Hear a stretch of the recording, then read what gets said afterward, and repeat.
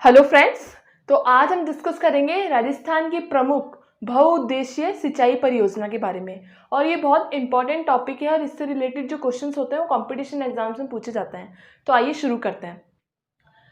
तो आप सबको वैसे तो पता ही होगा कि राजस्थान में चाहे कृषि हो या विद्युत संयंत्र हो, मतलब विद्युत यानी कि लाइट्स वगैरह जो होती है उसके लिए भी तो पानी की आवश्यकता होती है। तो इन सब के लिए क्या होती है कि परियोजनाओं के द्वारा, बांधों के द्वारा पानी लिया जाता है। ठीक है, तो देखिए पहली जो बांध है वो है बाखड़ा बांध परियोजना। तो बाखड़ा बांध और दूसरी है नागला बांध परियोजना। तो ये दो दो जो परियोजना है वो एक ही जगह पे स्थित है, मतलब कुछ दूरियों पे 13 किलोमीटर पे ये स्थित है और उससे पहले ये स्थित है। तो आज मैं इसी के बारे में बताऊंगी कि ये कहाँ पर स्थित है, इसका निर्माण किसने करवाया है। क्योंकि कंपटीशन एग्जाम्स में क्या होता है कि इसी टाइप्स के क्या होते हैं क्वेश्चंस पूछे जाते हैं। ठीक है, तो फर्स्ट है कि जो ये बाखला बांध परियोजना है, ठीक है, ये कहां पर स्थित है? हिमाचल प्रदेश में। हिमाचल प्रदेश स्थित है।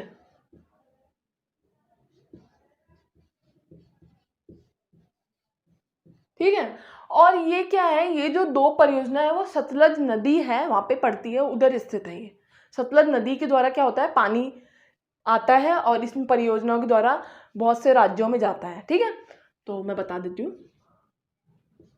अब दोस्तों क्या है कि ये जो परियोजनाएं हैं इसका निर्माण कब हुआ था, मतलब तो 1963 में।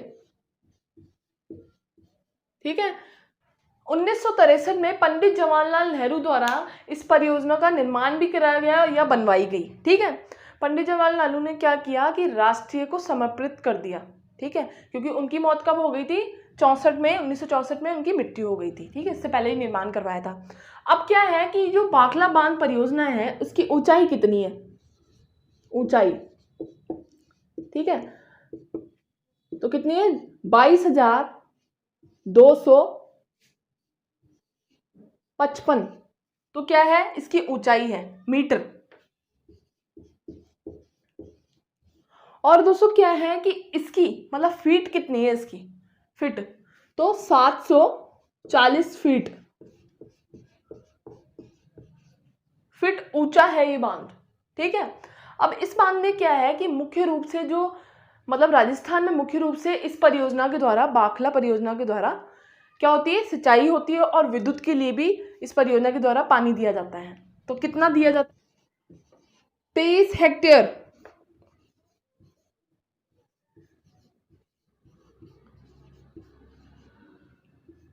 पानी पानी दिया जाता है। ठीक है, सिंचाई के लिए 23 हेक्टेयर।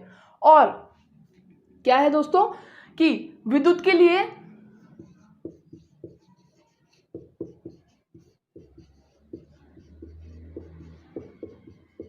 15.23% का भाग, मतलब इतना हिस्सा क्या होता है विद्युत के लिए दिया जाता है। मुख्य रूप से क्या है इस परियोजना, जो बाखला बांध परियोजना है, इस परियोजना में क्या है, 3 ऐसे राज्य हैं जो शामिल हैं। ठीक है, कौन से? राजस्थान, पंजाब और हरियाणा, ऐसे 3 राज्य जहाँ पर ये परियोजना जुड़ी हुई है। और इधर क्या होता है, सिंचाई के लिए मुख्य रूप से पानी दिया जाता है ना, अत्यधिक मात्रा में। और अत्यधिक मात्रा में तो राजस्थान का तो आपको पता ही है। ठीक है, इसके बाद में अब ये नागला बांध परियोजना, तो मैंने आपको बताया कि ये भी सतलज नदी के किनारे पे ही स्थित है, पर ये 13 किलोमीटर की दूरी पे है। ठीक है, तो 13 किलोमीटर की दूरी पे होने के कारण इसका निर्माण सबसे पहली बात तो किसने करवाया है? तो नागला जो बांध परियोजना है उसका निर्माण 1953 में, मतलब कि पहले ही हो चुका था 53 में, पंजाब में स्थित है ये। सतलज नदी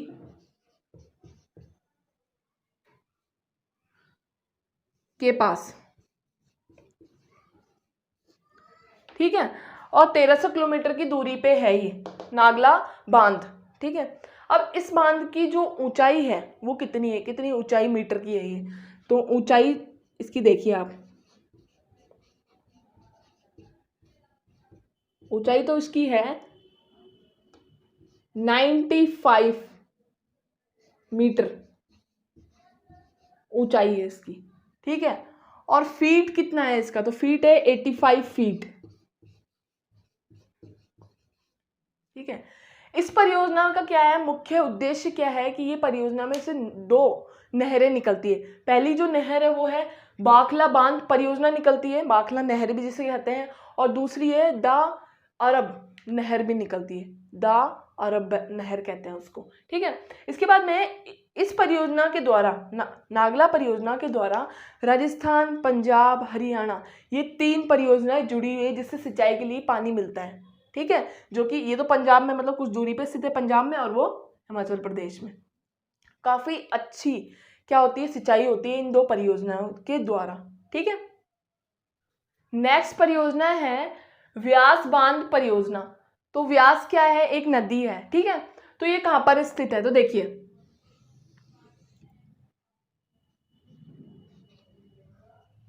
ये हिमाचल प्रदेश, ठीक है। तो क्या है, जो ये जो परियोजना है इसकी जो संयुक्त जो 3 राज्य हैं जिसकी संयुक्त रूप से परियोजना है। क्या हुआ था दोस्तों कि इस परियोजना के तहत क्या किया गया था, 2 बांधें बनाई गई थी, एक तो पौंग और एक है पोहड़। क्यों बनाई गई थी, क्योंकि जल आपूर्ति की कमी ना हो और उसकी पूर्ति के लिए 2 बांध और निर्मित की गई है, वो भी कहाँ है, हिमाचल प्रदेश में ही स्थित है, ठीक है। तो देखिए तीन जो राज्य है वो है राजस्थान, हरियाणा और एक और है मध्य प्रदेश। अब ये जो परियोजना है इसके तहत ये क्या है, परियोजना है, संयुक्त परियोजना जिसे कहते हैं। तो मुख्य रूप से क्या किया गया है, जो पोहड़ बांध है, मैंने अभी आपको बताया था, पोंग बांध है या पोहड़ बांध है, 2 अलग अलग है। पोंग बांध से राजस्थान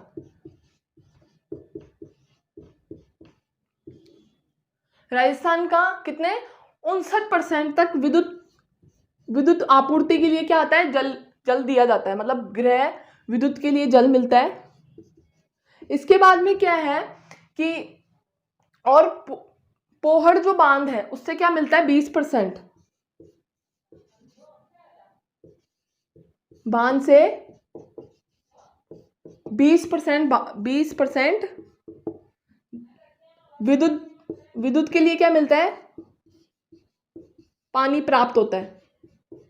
अब ये जो परियोजना है इसके तहत क्या हुआ था कि 1886 में, है ना, 1986 में इस परियोजना के तहत क्या हुआ था, 1986 में एक विवाद हो गया था, किसके बीच में, एक तो व्यास नदी के बीच में और एक जो नदी थी वो थी रावी नदी के बीच में। क्या होता कि विवाद हो गया था, विवाद इतना बढ़ गया कि फिर ना बाद में राजीव लोगवादी ने क्या करवाया था, इसका विवाद का समझौता करवाया और राजस्थान को कितनी दी, 86 लाख एकड़ जो पानी का हिस्सा इस बांध को दिया गया था, व्यास बांध परियोजना को।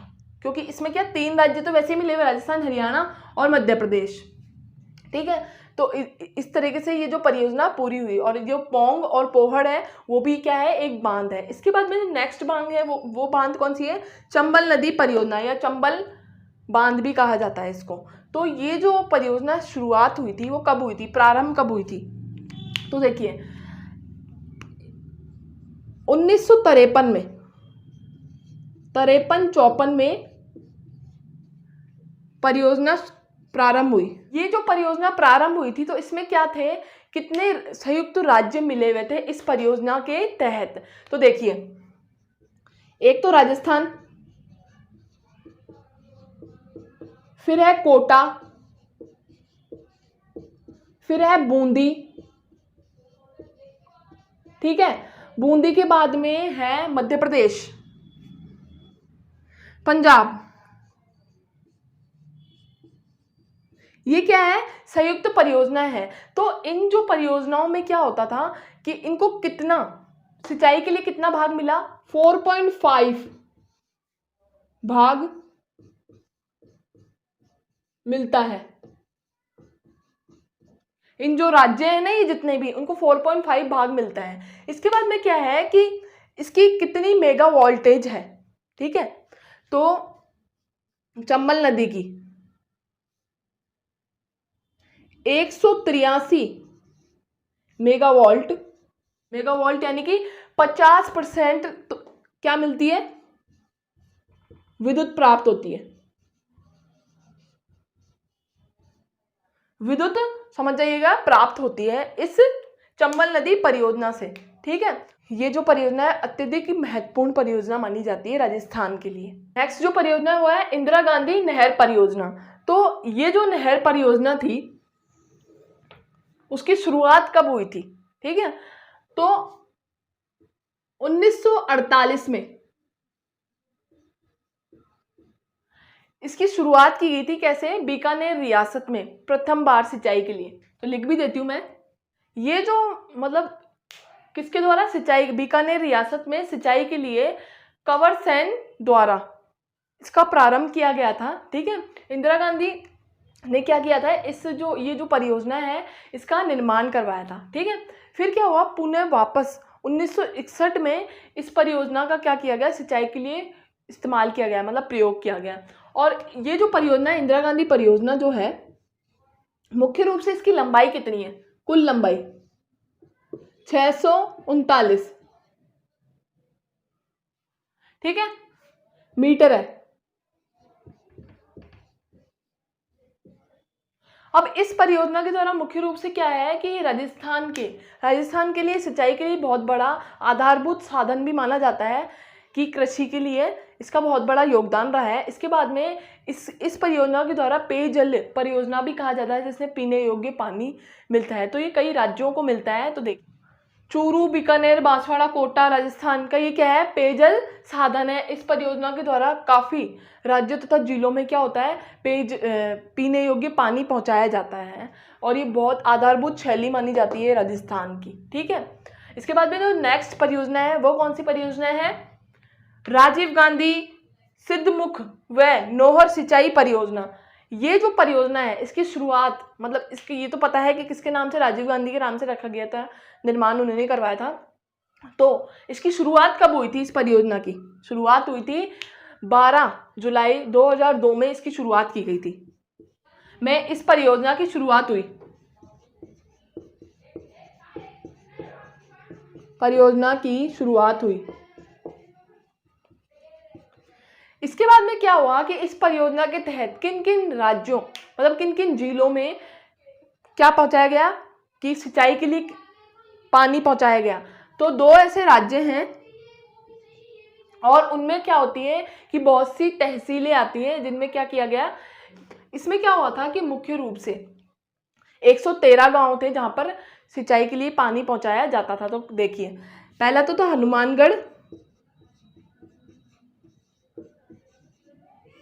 हनुमानगढ़ जिले तथा